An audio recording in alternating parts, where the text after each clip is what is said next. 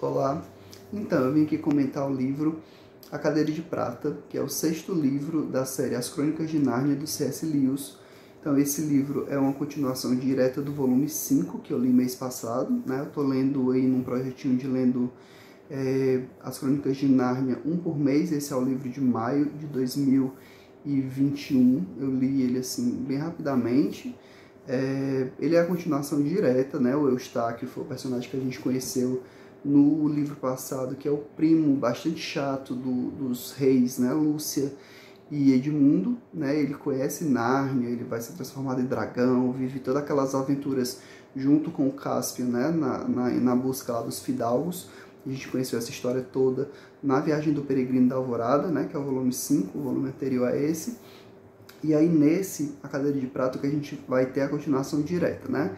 A gente sabe que a temporalidade em Nárnia e no mundo real são diferentes, e aí mundo real eu chamo aquele que não é o mundo encantado de Nárnia, né? Que é onde está a Inglaterra, enfim, é o mundo onde a gente vive. Né? Então quando eu falar mundo real, é esse mundo que não é o mundo de Nárnia. E aí o Eustáquio volta para o mundo real, outra pessoa, ele era um menino insuportável, e aí ele vira uma pessoa nova, né? Assim, uma pessoa, depois de ter passado por tudo que passou, depois de ter feito as amizades que fez no volume anterior, né? E aí nesse volume novo, a gente vai conhecer a Gil. Então a Gil vai ser a personagem, a filha de Eva, que vai para o mundo de Nárnia junto com o Eustáquio, a chamado de Nárnia, né? A chamado de Aslan. Então logo no começo do livro, a gente vai ter a presença do Aslan, mas eu já adianto que a presença do Aslan aqui vai ser bem menor em relação aos volumes anteriores, mas ele aparece no começo do livro e no fim. E aí é ele que vai levar aí as crianças pro mundo de Nárnia, fazendo um pedido, né? Assim, o que ele trouxe Eustáquio e a Gil de volta foi para que eles cumprissem uma missão. E aí ele deixa essa missão junto com a Gil, que vai ter que seguir os passos lá que ele determinou, para que ele resgate um príncipe. O nome do príncipe é Hilian, ele é filho do Cáspio, né, o mesmo Cáspio que a gente conheceu no volume anterior, só que agora envelhecido, né? Ele já está bastante velho, ele casou, teve filho, que foi o Hilian, e o filho, que é o príncipe, sumiu faz uns 10 anos. O que foi que aconteceu? O Hilian saiu com a mãe, né, a rainha, para um piquenique, e lá ela foi picada por uma grande serpente verde. E aí ela morre. E aí o filho, o príncipe, fica voltando lá no mesmo lugar em busca dessa serpente que ele perseguia para tentar matar. Nisso ele conhece uma mulher muito bela, muito encantadora, e ele conta isso para o Drinha, que é o mesmo capitão do navio que fez aventuras com o Cáspio. Ele vai ser um grande amigo do príncipe agora, né? Um conselheiro, um amigo mais velho, mais sábio, enfim. E aí eles vão juntos, né, até esse local, porque o príncipe queria apresentar essa mulher para ele. E aí ele de fato vê, mas ele acha estranho, né, que essa mulher tem essa coisa meio feiticeira, meio... Enfim, ele desconfia, mas ele decide não contar nada. E aí no dia seguinte, quando o Hilian volta lá para encontrar a mulher, ele some, e aí não se tem mais notícias dele. Então o Aslan convoca o Eustáquio e a Gil para que eles venham para Nárnia e encontrem o príncipe Hilian que tinha sumido.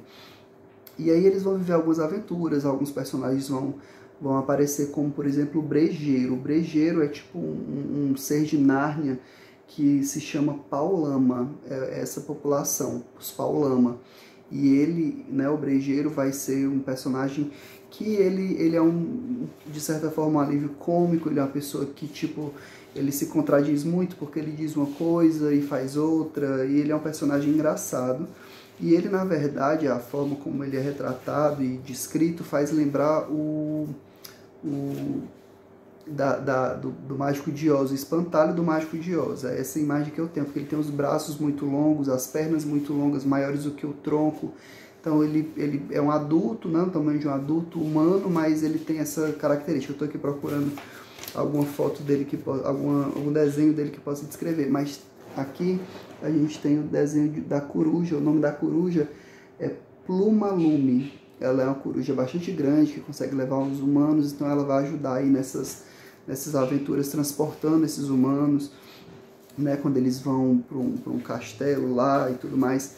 Então ela também vai ter um destaque aqui nessa história. Tá aqui o Brejeiro.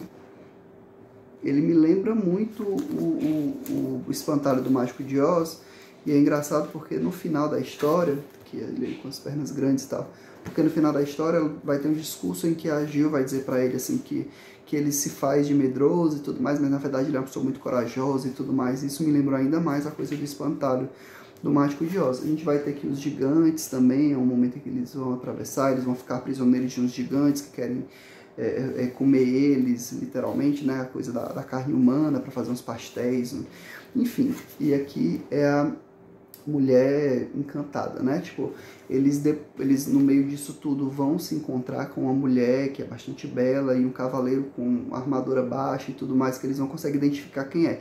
E depois eles vão descobrir que era o príncipe Hylian o tempo todo, né? Que estava enfeitiçado.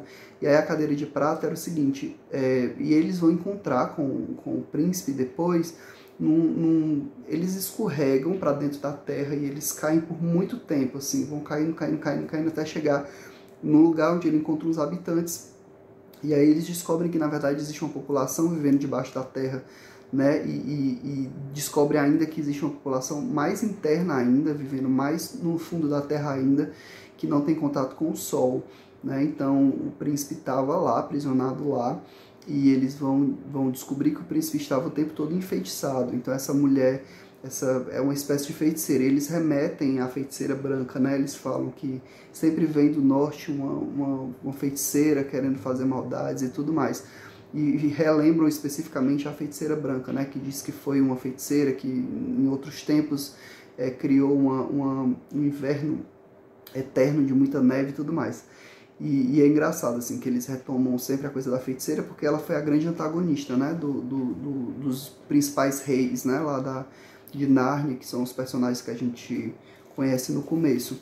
E aí eles vão viver algumas aventuras para conseguir sair desse lugar onde eles estão, né, e a cadeira de prata, na verdade, era, durante 1 hora, o príncipe ele voltava a si, como se o efeito passasse, e aí ele era aprisionado nessa cadeira, ele era amarrado, ele era contido, mas durante aquele momento era quando ele podia dar vazão a quem ele realmente era quando o efeito passava e ele tomava consciência de que ele estava sendo aprisionado e tudo mais.